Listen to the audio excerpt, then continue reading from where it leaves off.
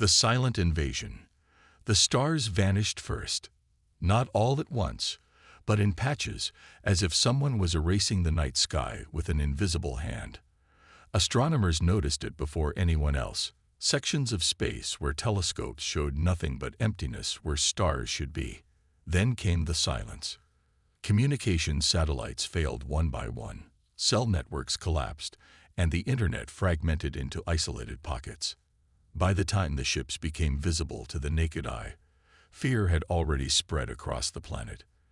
They appeared on a Tuesday morning, massive obsidian structures that defied conventional geometry. 7 of them, each the size of a small city, positioned over major population centers around the globe. New York, Beijing, Moscow, London, Rio de Janeiro, Cairo, and Tokyo. The vessels didn't hover so much as they seemed anchored to reality itself. Unmoved by wind or gravity, their surfaces absorbing light rather than reflecting it. Global militaries scrambled jets within minutes. None returned. They simply vanished upon approaching the alien vessels, as if they had never existed. In the United States Strategic Command bunker beneath Nebraska, General Elena Walsh stared at monitors showing live feeds from around the world. Cities in panic, roads clogged with fleeing civilians, world leaders demanding answers she didn't have. Casualties, she asked, her voice steady despite the chaos. None that we can confirm, replied Colonel James Harrison. The aliens aren't firing weapons or deploying ground forces. They're just waiting. Something's not right, Walsh muttered. This isn't an invasion, not in any way we understand. The general wasn't wrong. The aliens had bypassed every conventional military strategy.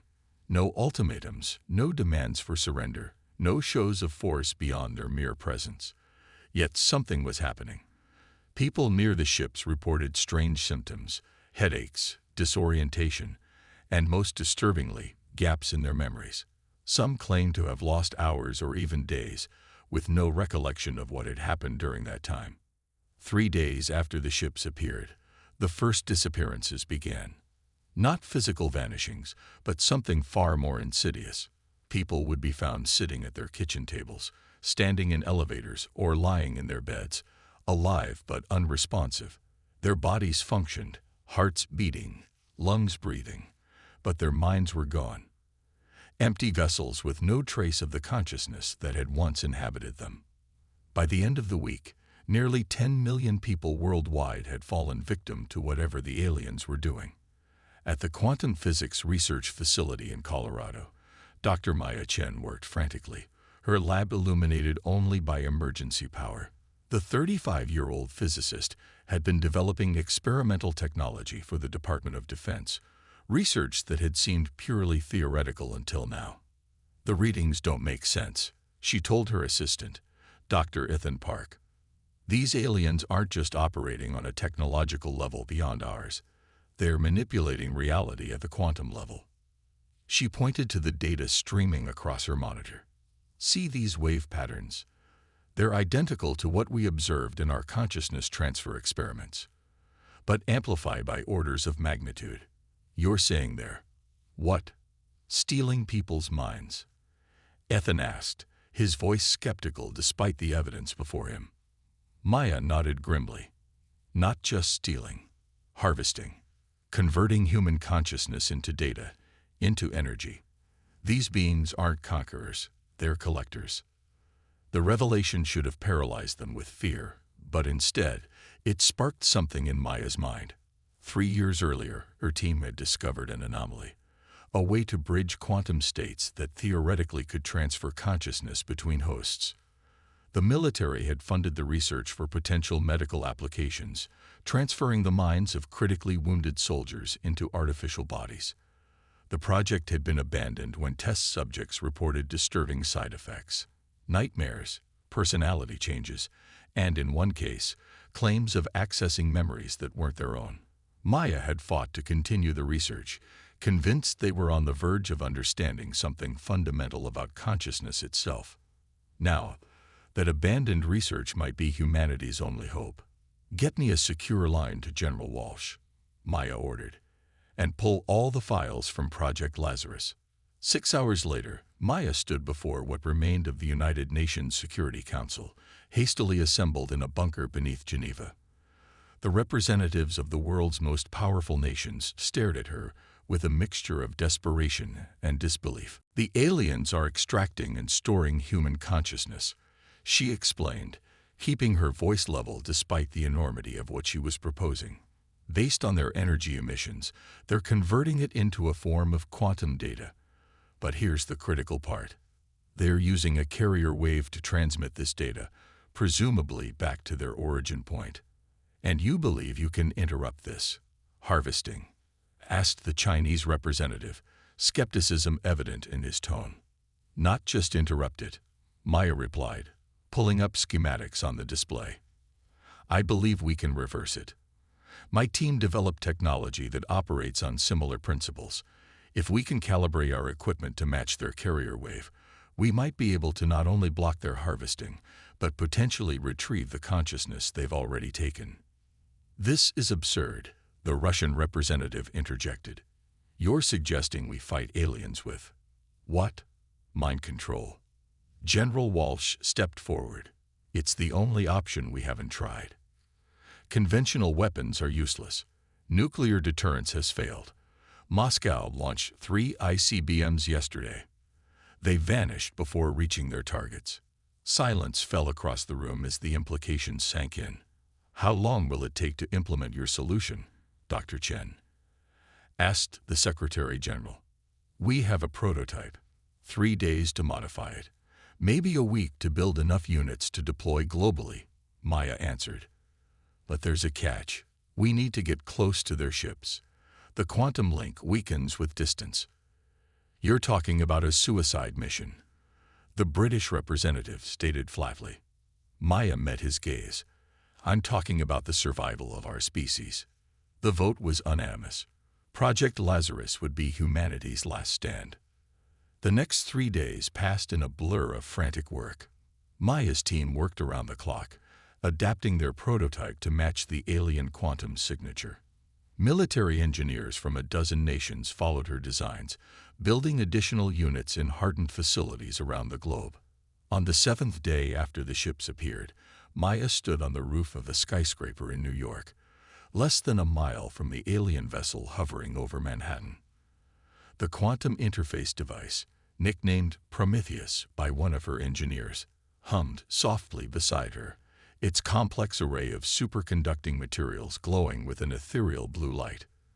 Through her binoculars, she could see similar setups on other buildings, positioned in a rough circle around the alien ship.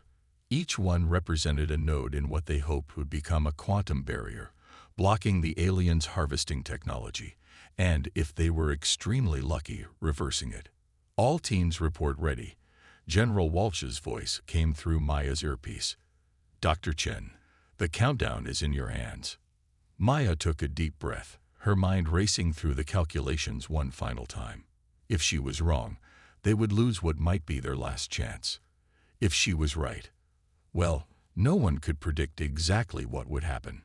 "Initiate quantum synchronization," she ordered. "Full power in 3, 2, 1. Now." Around the world, at precisely the same moment, the Prometheus devices activated. The effect was immediate and unexpected. The air itself seemed to ripple, as if reality was a pond and someone had thrown a stone into it. The alien ships, which had remained motionless for days, suddenly flickered, not physically, but as if they were momentarily shifting out of phase with the world around them. Then came the screams, not from the ground, but from the sky. A sound that wasn't really a sound at all, but a sensation that bypassed the ears and went straight to the brain. It felt like the universe itself was in pain. "It's working," Maya shouted into her comm. "The quantum barrier is disrupting their harvesting field." But something else was happening, something Maya hadn't anticipated. The Prometheus devices weren't just blocking the aliens' technology. They were connecting to it, creating a two-way bridge. And through that bridge, information began to flow back to Earth. Not just the stolen human consciousness, but data about the aliens themselves. Maya staggered as her mind was suddenly flooded with images, sensations, and knowledge that no human was meant to possess. She saw the aliens' homeworld, a dying star surrounded by massive structures designed to harvest its final energy. She saw their journey across the galaxy, not conquering but consuming, taking the consciousness of species after species to fuel their endless voyage. Most disturbingly, she saw their true form, beings of pure energy, ancient beyond comprehension, who had long ago abandoned their physical bodies to exist as patterns of thought in the quantum foam of reality itself. And now, for the first time in millennia, they knew fear, because in connecting to humanity, they had encountered something they had never found before: resistance. The human mind, with its chaotic, contradictory nature, didn't submit cleanly to their harvesting technology.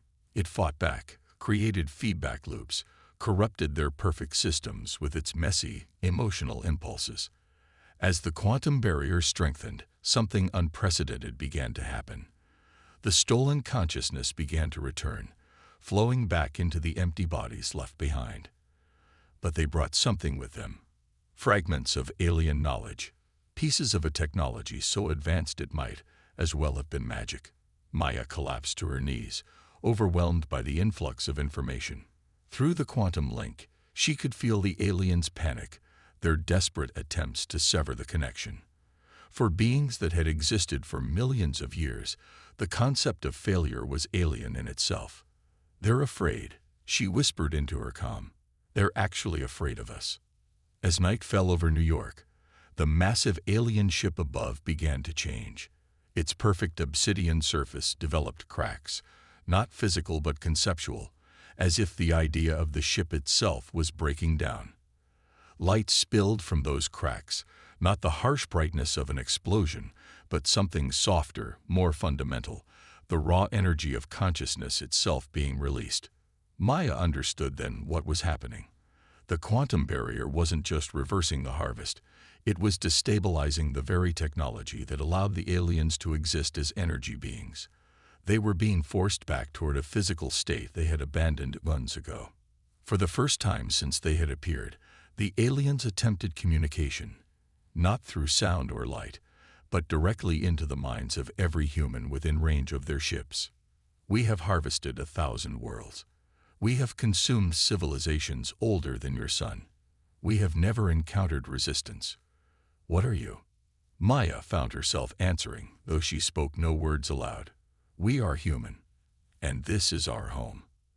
As dawn broke on the 8th day, the alien ships vanished, not dramatically, but simply fading from existence as if they had been nothing more than a shared nightmare. In their place, they left behind something unexpected: knowledge. The stolen consciousness had returned with fragments of alien technology embedded within it. Gifts or accidents, no one could be sure. The world would never be the same. Humanity had faced extinction and emerged not just intact, but transformed. The harvesting had failed, but in its failure, it had planted seeds of understanding that would propel human technology forward by centuries, perhaps millennia. As Maya stood on the rooftop, watching the sunrise over a city that had come perilously close to emptiness, she wondered what the aliens would tell others about their encounter with Earth. Would they spread warnings about the dangerous species that had resisted the harvest? Or would they return one day, better prepared for humanity's unexpected defiance? Either way, the galaxy now knew something it hadn't before. Humans would not go quietly. Defiance rising. 3 months after the alien retreat, Earth remained in a state of uneasy recovery. The returned consciousness brought with it fragmented memories of their captivity, glimpses of vast data structures where human minds had been stored like files in a cosmic computer. But they also brought something else: knowledge that no human should possess, technology that no Earth scientist could have conceived. Around the world, those who had been harvested and returned exhibited strange new abilities. Some could perceive quantum states with naked eyes. Others could manipulate electrical fields with their thoughts. A few claimed to see beyond normal space-time, describing higher dimensions in the language of poets rather than physicists. The global scientific community had a name for these individuals, the touched, and no one had been touched more deeply than Dr. Maya Chen.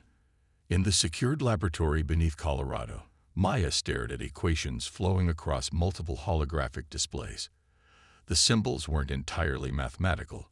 They contained elements that linguists claimed resembled language, but that no human tongue could pronounce. "You should sleep," said General Walsh, entering the lab with 2 cups of coffee. She handed one to Maya, who accepted it with a distracted nod. "I keep seeing it," Maya replied, her eyes never leaving the displays. "Their network. Their entire civilization. It's like having fragments of a library in my head, but I can only read random pages." Walsh studied the physicist carefully. Dark circles shadowed Maya's eyes, and she had lost weight since the invasion. But there was something else about her now. An intensity, a focus that bordered on the inhuman. "The Security Council is meeting tomorrow," Walsh said. "They want an update on the defensive shield." Maya finally looked away from her work. "It's not just a shield anymore. I think I've found their network." Their network. The aliens, they call themselves the Harvesters. They're connected across vast distances. Their ships may have retreated, but their consciousness exists in a quantum substrate that permeates the galaxy. Maya pulled up a new display, showing what looked like a neural network spanning 3-dimensional space. "They're still watching us, and they're not alone." Walsh's expression hardened. "Explain." "They're part of a collective, species that abandoned physical form millions of years ago. They harvest consciousness because it's food, energy, computation power. They've done this thousands of times before." Maya hesitated. "But they've never failed. Until us. And now. Now they're afraid. And curious. And hungry." Maya stood, moving to another display. "But I found something they missed. The quantum technology we developed. It doesn't just block their harvesting. It can establish a 2-way connection. We can access their network." The implications were staggering. Walsh had seen enough science fiction to recognize the dangers. "You're talking about hacking an alien mind." "I'm talking about infiltration," Maya corrected. "A small team, using modified Prometheus devices to project our consciousness into their network while our bodies remain here. Reconnaissance only." "That's insane," Walsh said flatly. "So was stopping their initial harvest." Maya pulled up another display, this one showing brain scans. The touched aren't just victims who recovered.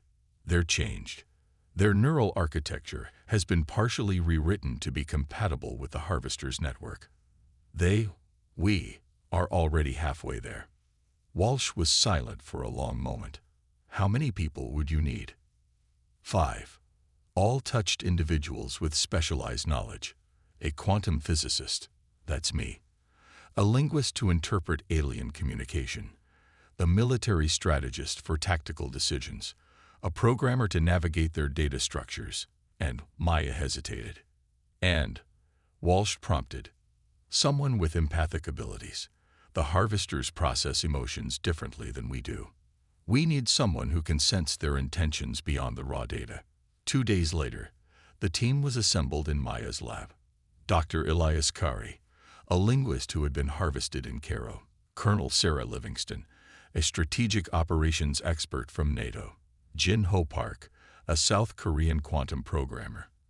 And Emma Dawson, a psychiatric nurse from London whose empathic abilities had been dramatically enhanced after her return. The modified Prometheus devices looked like sleek metallic crowns, each customized to its wearer's specific neural patterns.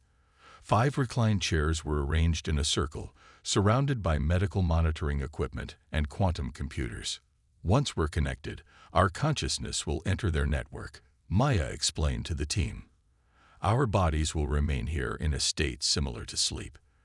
The connection should last 12 hours before the quantum coherence degrades and pulls us back automatically." "And if something goes wrong?"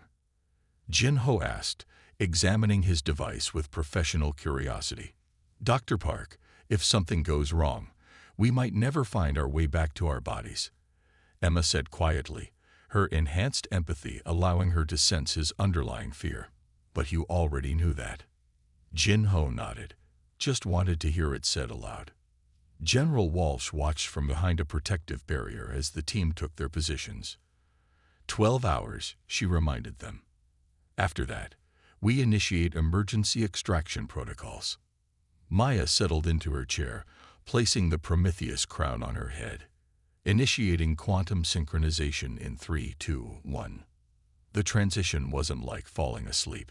It was like expanding, as if the boundaries of their bodies suddenly became meaningless.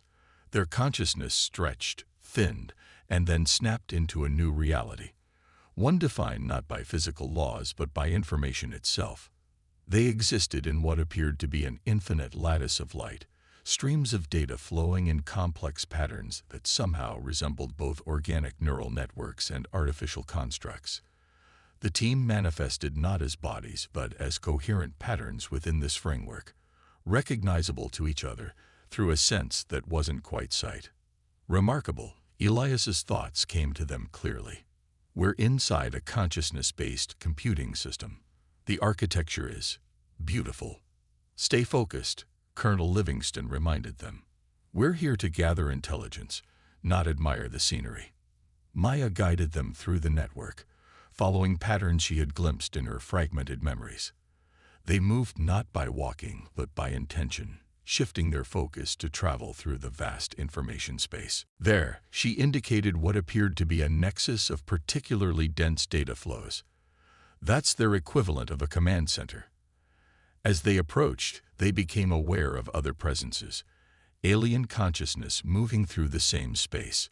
The team instinctively drew together, trying to match their patterns to the surrounding data to avoid detection. They can't see us, Emma realized first.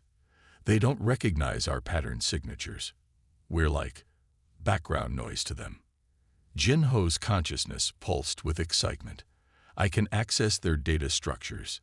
It's incredible. Their entire history is here. Through Jin-Ho's connections, the team began to understand the true nature of the harvesters. They weren't evil in any human sense. They were ancient, tired, and desperate.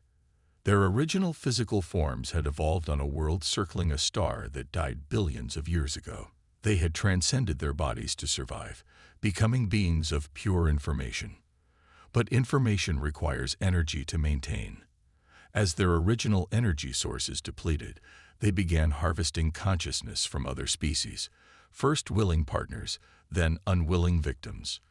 Each consciousness they absorbed extended their existence, while adding to their collective knowledge.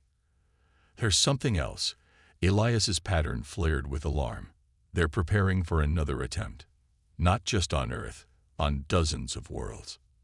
The team moved deeper into the nexus, accessing strategic information that the harvesters had never intended to share. The aliens had been harvesting for millions of years, but recently their energy requirements had increased exponentially. Something was forcing them to consume more faster. They were running from something.